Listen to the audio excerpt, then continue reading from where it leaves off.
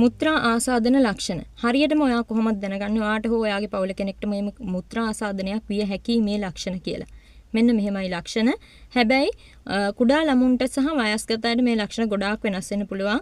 මම ඒකත් මේ වීඩියෝ එකේ කතා කරලා තියෙනවා. මොනවා වෙන්න පුළුවන්ද? ඔයාලට එන්න පුළුවන් ලක්ෂණ.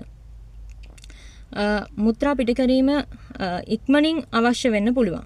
වැඩි වාර ගණන් මුත්‍රා පිට කරන්න අවශ්‍ය වෙන්න පුළුවන්. හැබැයි ඔයාට යන්නේ පොඩි ප්‍රමාණයක් වෙන්න පුළුවන්. ඒ වගේම මුත්‍රා පිට කරද්දී අධික දැවිල්ලක් එහෙම නැත්නම් වේදනාවක් දැනෙන්න පුළුවන්. ඒ වගේම ලේ පිටවීමක් සිද්ධ වෙන්න පුළුවන්. මුත්‍රාවල අඳුරු පැහැයක්, අපහැදිලිකමක්, දුර්ගන්ධයක් දැනෙන්න පුළුවන්. ඉතින් ඊටත් අමතරව යටිබඩේ පෙල්වික් ඒරියා එකේ දැඩි කැක්කුමක්, ප්‍රෙෂර් එකක් දැනෙන්න පුළුවන්. හැබැයි ඔයාගේ ආසාදනයේ වකුගඩු දක්වා වර්ධනය වෙලා තිබ්බොත් මෙන්න මේ ලක්ෂණත් ඔයාලට දැනෙන්න පුළුවන්. අධික උණ සහ වෙවලීම, ඒ වගේම කොන්ද පිටුපස අධික වේදනාව, වමනය සහ ඔක්කාරය. මේ වගේ ලක්ෂණ තියෙනවා කොහොමවත්ම බලන් ඉන්න එපා. වහාම වෛද්‍යවරයෙක් මුණ ගැහෙන්න ඕනේ. මම ඉස්සෙල්ලත් කිව්වා වගේ ළමයින්ගේ ලක්ෂණ වෙනස් වෙනවා. ළමයින්ට තියෙනවා නම් මුත්‍රා ආසාදනයක් මෙන්න මේ වගේ ලක්ෂණ පෙන්වන්න පුළුවන්.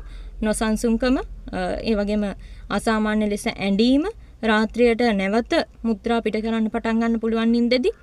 ඊටත් අමතරව කැම අරුචිය උණ වගේ ඇති වෙන්න පුළුවන්. වයස්ගත අයට නම් මේ කියන ලක්ෂණත් එකක්වත් නැතුව අමුතුම ලක්ෂණ ටිකක් එන්න පුළුවන්. නොසන්සුන්කම, ඒ වගේම මොනවාද සිහි මද ගතියක් ඇති වෙන්න පුළුවන්. අධික තෙහෙට්ටුවක් ඇති වෙන්න පුළුවන්. වැටෙන්න යන්න පුළුවන් වගේ හිතා ගන්න අමාරු ලක්ෂණ ටිකක් තමයි යාළට පෙන්වන්නේ. ඉතින් ඒ නිසා ඔයාලත් සැලකිලිමත් වෙන්න.